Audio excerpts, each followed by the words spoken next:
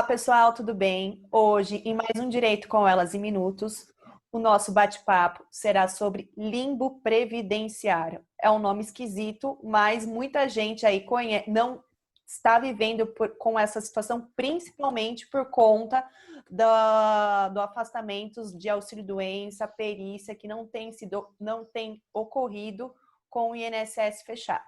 Para falar um pouquinho sobre esse assunto, eu convidei a minha colega, que é a doutora Antônia Ximenes, que é especialista em Direito do Trabalho e Previdenciário na cidade do Rio de Janeiro e atua especialmente nas áreas de acidente de trabalho e doença ocupacional. Muito obrigada, doutora Antônia, por ter aceito o nosso convite para falar um pouquinho mais sobre limbo previdenciário, que eu sei que você fala muito e também gosta muito de falar sobre esse tema. Já lanço aí para você. Afinal, explica para a gente o que é limbo previdenciário. Imagina, o prazer é todo meu. Muito obrigada pelo convite. Limbo previdenciário trabalhista, assim que nós chamamos. Na verdade, não existe na lei, é um nome criado pela jurisprudência, criado pela doutrina. Tudo que estudamos, tudo que é julgado no judiciário é com base em doutrina e jurisprudência, não existe lei. E o que é o limbo? Limbo é estar no espaço, vagando, literalmente. Eu costumo dizer que limbo você fica num vácuo financeiro. E é literalmente vagando. Vagando por quê? O limbo acontece quando você está afastado pelo INSS, recebe alta previdenciária, o INSS fala que você já pode voltar às suas atividades laborais, você se apresenta na empresa com aquela alta previdenciária, passa pelo médico do trabalho e o médico do trabalho discorda da alta previdenciária. Faz o teu exame de retorno e coloca ali que você está inapto e fala, volta para o INSS. Aí, geralmente, tu volta para o INSS, marca uma nova perícia. O INSS fala que tu tá lindo, tá tudo perfeito. Volta para a empresa diz de novo que você está inapto. Você fica naquele vai e volta. Isso é no limbo. E por que limbo?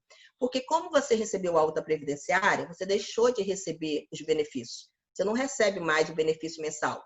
E como a empresa não te aceita, ela não te dá trabalho, ela não está te pagando salários. Ou seja, tu não recebe nem salários e nem benefícios. E é muito comum a gente receber nos nossos escritórios clientes, empregados que estão assim há 6 meses, 1 ano. Eu já recebi casos de até 3 anos nessa situação. Vai e volta, vai e volta. Até porque aqui no Rio de Janeiro, um recurso junto ao INSS demora 1 ano e meio. Então, você fala assim, ficou 3 anos sem receber benefício, sem receber salário, doutora. Um recurso aqui no INSS está levando 1 ano e meio. Por isso que eu, particularmente, até prefiro ir direto para o judiciário. Eu prefiro ir para o judiciário. Eu também concordo. Não tem como. Não tem. No judiciário, em 3, 4 meses, a gente esperando o INSS, que na maioria das vezes ainda vai manter a mesma procedência que já havia dado lá na primeira perícia. Então, isso é o limbo previdenciário trabalhista. O problema, doutora, é que o médico do INSS, o perito do INSS, é considerado o papa na hierarquia das altas concedidas. Então, o perito do INSS está aqui. O médico do trabalho está aqui. Então, o médico do trabalho, como está abaixo na hierarquia dos atestados dos laudos médicos, abaixo do perito do INSS, ele tem que se submeter à alta previdenciária. Ele tem que receber aquele empregado, e se ele entender que, de fato, aquele empregado está com algumas limitações, no próprio exame de retorno, ele escreve quais são as limitações e recomenda à empresa que faça uma adaptação daquele empregado em alguma outra atividade compatível com as limitações dele. Entendi. E o empregado volta a trabalhar de forma adaptada, e ele pode continuar recorrendo junto ao INSS, seja de forma administrativa ou até mesmo através de uma ação judicial. Caso ele consiga restabelecer o benefício previdenciário dele, ele se afasta novamente e volta a receber o benefício previdenciário. Isso é o correto. Aí muita gente fala assim, Antônia, mas ele está recebendo salários, voltou a trabalhar, ele pode continuar tentando restabelecer o benefício previdenciário dele? Pode, deve. Isso, inclusive, está lá na súmula 72 da TNU, que diz que o empregado que estava trabalhando, recebendo salários, ele, caso num recurso ou numa ação, o perito diga, ateste que ele estava inapto, que ele estava doente, quando voltou a trabalhar, ele vai receber todos os atrasados, desde a alta previdenciária, mesmo tendo recebido salários. Porque ele recebeu salários porque estava trabalhando, remuneração pelo seu trabalho. E vai receber benefícios previdenciários porque o INSS lhe deu alta com ele capaz. Mesmo ele trabalhando de forma readaptada, doutora Vanessa, ele pode agravar muito a saúde dele tendo voltado a trabalhar sem estar pronto, sem estar apto. Então, uma vez que o INSS, através de uma ação, por exemplo, constatar, o perito naquela ação constatar que ele voltou a trabalhar doente, o INSS vai pagar ele desde a alta previdenciária concedida de forma equivocada. Isso é muito importante, porque muitos trabalhadores, inclusive que estão nos escutando nesse momento, eles acham que pelo fato de voltar a trabalhar, eles perderam o direito de recorrer da decisão que ele concedeu a alta previdenciária, e não perdeu. Ele pode continuar recorrendo. E a empresa também, já que o médico do trabalho discorda da alta previdenciária, é obrigação da empresa também tentar desconstituir essa alta que ela entende equivocada junto ao INSS. Ela não pode simplesmente mandar o empregado, vai lá no INSS, fica tentando. Na prática, é isso que eu tenho visto acontecer. Devolve o empregado fica igual um ioiô, para lá e para cá. E a empresa não faz nada. Exato. Nem paga. Mesmo o empregado estando de alta previdenciária, a empresa é obrigada a lhe pagar todos os salários. Isso está, doutora, no artigo 4º e 467 da CLT, que fala que o empregado está à disposição da empresa. Se ela não readaptou ele numa outra função, ou se ela simplesmente deixou ele em casa, mas se ele se apresentou após a alta previdenciária, o fato dele se apresentar significa que ele se colocou à disposição da empresa. Então, o artigo 4º e 467 fala justamente sobre isso. Se o empregado se colocou à disposição da empresa, é obrigação dela pagar todos os salários. Isso, graças a Deus, é jurisprudência pacífica. E se a empresa se nega a pagar, o que o empregado, então, tem que fazer, doutora Antônia? Ação judicial. Certo. Ação judicial, o advogado deve pedir uma recondução desse empregado às suas atividades. Eu aproveito para falar para os nossos colegas advogados que estão nos assistindo nesse momento que não é reintegração. Eu vejo muitos colegas pedirem reintegração, não é. A reintegração ocorre, nós devemos pedir, quando há uma dispensa de forma arbitrária. Não houve dispensa. No momento que o empregado recebeu a alta previdenciária, o contrato de trabalho dele voltou a surtir todos os efeitos, todas as obrigações e deveres, tanto do empregado como da empresa, voltaram a correr. Porque enquanto o empregado está afastado pelo INSS, o contrato de trabalho dele está suspenso. No momento da alta previdenciária, o contrato não está mais suspenso. Então, a obrigação principal da empresa é dar trabalho e do empregado é trabalhar. Então, se a empresa não dá trabalho, ainda que de forma readaptada, o empregado deve procurar a Justiça do Trabalho, o colega advogado vai pegar as suas atividades de forma liminar. E se ele juntar lá o ASO, que é o exame de retorno constando inato, e anexar também a alta previdenciária, todos os juízes vão deferir essa liminar. Não tem como não deferir, até porque se você faz prova que recebeu alta e faz prova através do atestado que passou pelo médico do trabalho, que se apresentou à empresa, você está comprovando os termos do artigo 4º e 467 da CLT. Ou seja, que eu me apresentei à empresa e, a partir desse momento, ela é responsável pelos meus salários. Então, tem que pedir de forma liminar. E é muito comum também a gente pedir dano moral. Aqui no Rio de Janeiro, em São Paulo, eu conheço bem a jurisprudência de São Paulo, porque eu também advogo em São Paulo, os juízes também concedem danos morais pelo fato da empresa obstar o retorno desse empregado às suas atividades. E como tem empregados, doutora, que ficam 1 ano, 2, 3 nessa situação, não é só os salários que ele tem direito, não. Ele vai ter direito a férias, 13º, participação nos lucros, naqueles casos que a empresa divide lucros, pagamento de cestas básicas para aquelas empresas que pagam, todos os benefícios. Aí muitas vezes eu escuto, mas ele não estava nem trabalhando, como é que ele vai ter direito a férias?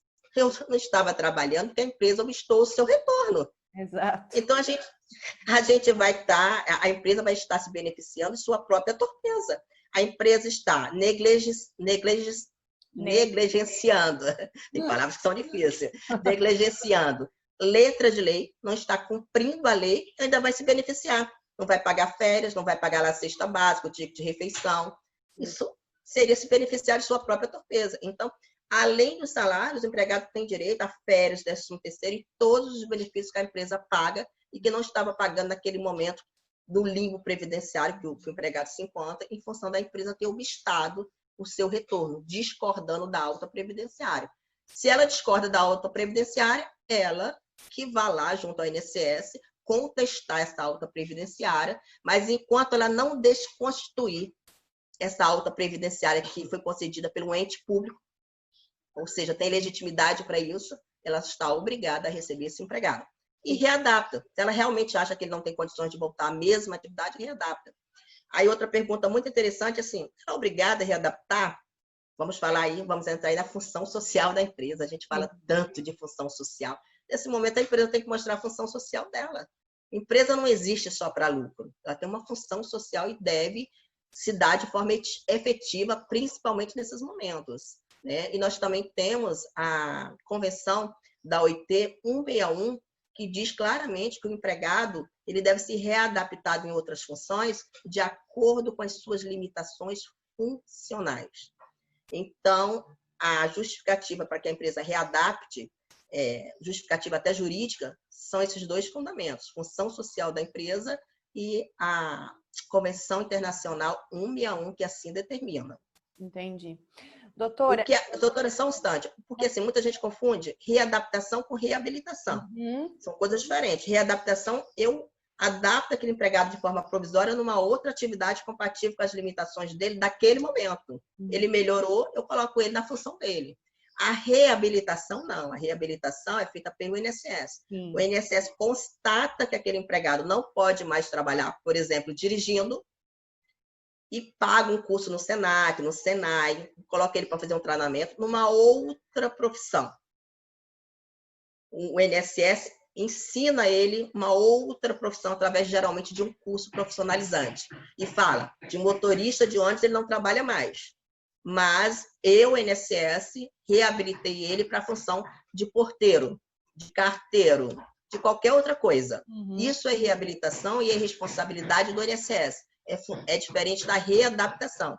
Eu coloco aquele empregado dentro da minha empresa numa outra função, de forma temporária, até aquelas limitações dele desaparecerem, ou até eu conseguir restabelecer o benefício dele junto à Previdência Social. São coisas diferentes. Sim. E tem situações novas que têm ocorrido, e eu queria conversar com você se é considerado limbo previdenciário ou não, e qual é a postura que o empregado deve ter.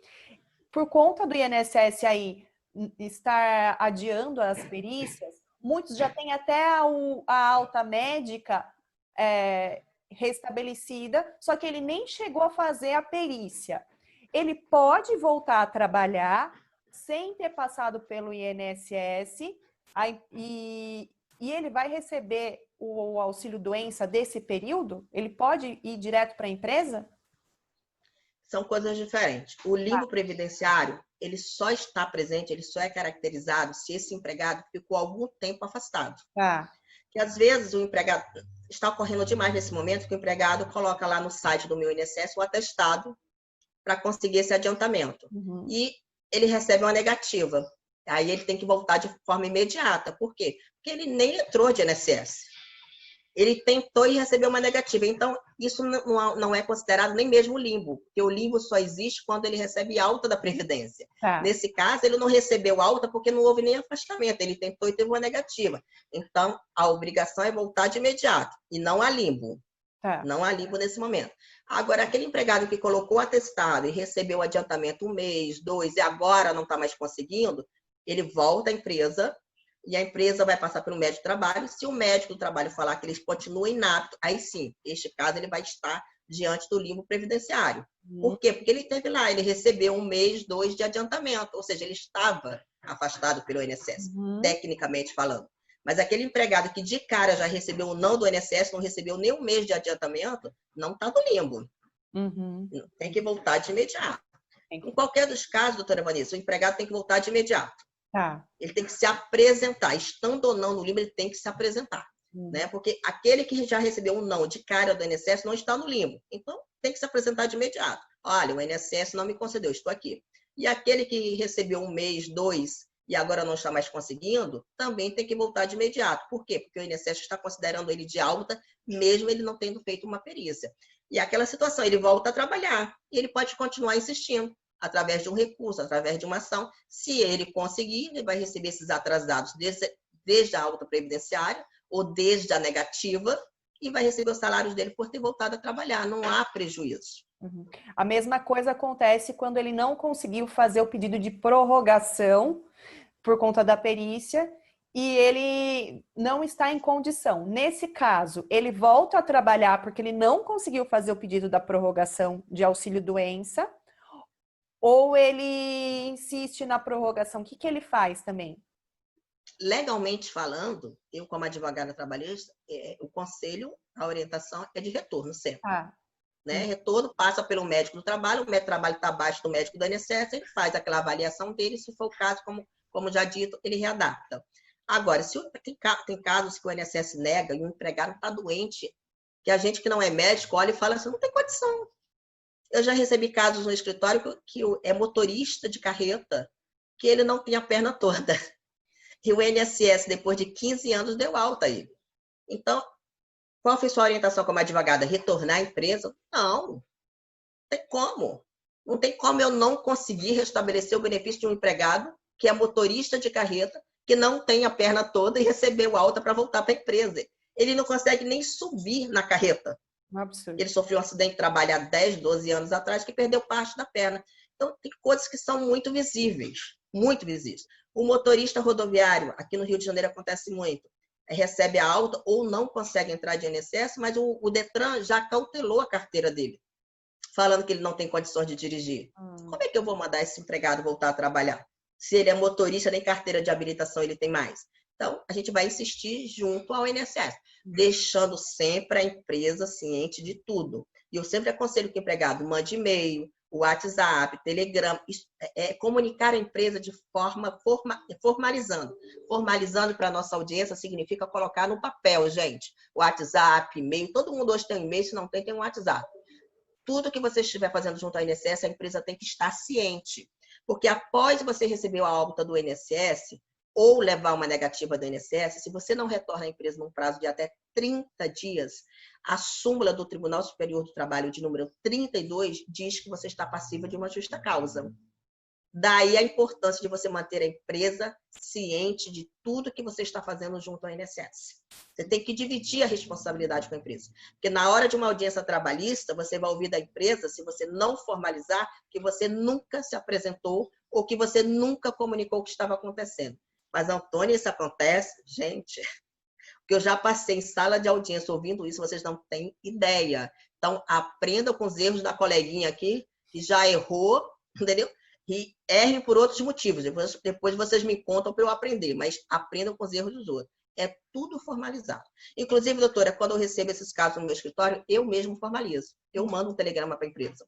Recebi a doutora Vanessa no meu escritório no dia de hoje, onde ela está de alta desde a data X, se apresentou ao seu médico do trabalho, que considerou ela inapta, porém, deve prevalecer a alta previdenciária de acordo com a Lei 605 de 49, devendo assim essa empresa reconduzi-la às suas atividades. Diante da presente notificação, esta patrona lhe concede 10 dias para readaptar, reconduzir ou se manifestar, sob pena de ajuizamento de uma ação trabalhista. Sim. Aí, se você tiver que ajuizar uma ação, ok, pelo menos. vai para ação trabalhista. Hoje mesmo eu estou dando entrada numa ação, exatamente esse caso. Eu notifiquei a empresa e, pela minha boa fé, eu já notifiquei 2 vezes. Ela ignorou o meu e-mail, ignorou o meu Telegram. Hoje eu estou entrando com uma ação. Mas uma ação dessa, a possibilidade de dar errado é nenhuma. Porque além do empregado ter se apresentado e ele ter trago a prova da apresentação dele para mim, eu, como patrona, não fui direto para o judiciário. Eu tentei resolver de forma administrativa e fiz 2 notificações. Então, está mais do que constatado que a empresa está obstando o retorno desse empregado. Então, ela vai ser condenada a pagar todos os salários, férias, 13º, danos morais, sem sombra de dúvida alguma. Sim, com certeza. Isso é importante.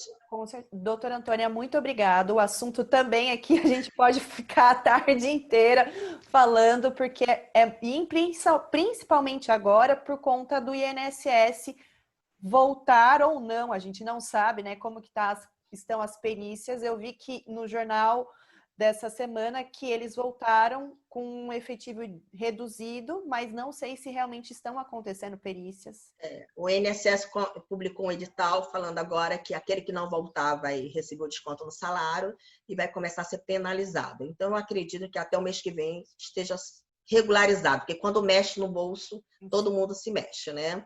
Agora, eu quero chamar a atenção da nossa audiência, nós estamos falando aqui hoje, 23 de setembro, que o mês que vem, principalmente o mês de novembro e dezembro, vai ter muitos casos de limbo. Por quê? Gente, esse pente fino que começou agora, né? Na verdade, o pente fino vem desde o governo Temer, mas a cada período ele se intensifica, né? E nesse momento agora de outubro, já foi anunciado que 1,7 milhão de brasileiros serão chamados pelo INSS para passar pela perícia, para apresentar novos documentos. E a estatística dos últimos chamamentos que nós temos, pela experiência nos mostra que a cada 10 empregados que passam pelo pente fino, 9 milagrosamente recebem alta. Com perna, sem perna, com braço, sem braço, a cada 10, 9 recebem alta. E a cada 9 que recebem alta, quando volta à empresa, pelo menos metade, a experiência também mostra que a empresa não aceita de volta. Obsta o retorno. Então, o que mais vai ter de trabalho para os advogados trabalhistas e previdenciário é ajudar essa turma aí de segurados que vão receber alta, a maioria de forma equivocada, a restabelecer a sua dignidade através de recursos, ações, tanto na trabalhista como na previdenciária. Então, a gente vai ter muito trabalho. Você que nos assiste nesse momento, fique ligado, porque 1,7 milhão de pessoas, de brasileiros, é muita gente, é muito trabalho. E a trabalho é muito bom para a gente, ainda mais diante de uma pandemia dessa, mas é muito bom também, porque é o tipo de ação que a gente resgata a dignidade desse empregado, que fica sem salários e sem benefício. Exatamente, a gente faz até com carinho, com muito amor, né? Porque não é o trabalho do advogado previdenciário não é ostentar lucro, e sim é a dignidade, né? De forma Dignidade. alguma, é a dignidade do trabalhador e da família. Dignidade. Muito, Dignidade. muito obrigada, doutora Antônia. Imagina, eu Prazer que tê-la aqui agradeço. conosco e a gente pode marcar aí muitos outros vídeos para a gente poder falar mais sobre esses temas e sobre direito. Muito obrigada, viu? Quando precisar. Um abraço, doutora Vanessa. Tchau, pessoal. Obrigada.